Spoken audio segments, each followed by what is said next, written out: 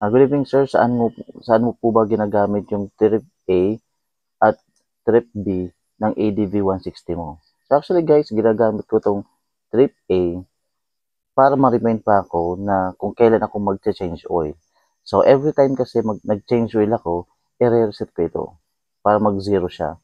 Nang sa ganun guys, madali ko siya ma-monitor if naka 1,500 na kilometers yung tinakbo ng aking ADV. So saka naman ako mag-change oil. At saka yung sa trip B naman is nireset ko siya kung kailan ako nagpa-full tank. Halimbawa, nagpa-full tank ako ngayon. So, pagka-full tank ko nito ng tangke, ng gasolina, i-reset ko siya. Nang sa ganun naman guys, kahit pa paano, namomonitor ko if ilang kilometers nga ba yung tinakbo ng aking ADV right after ko bagong magpa full tank ulit. So, yun lang po guys.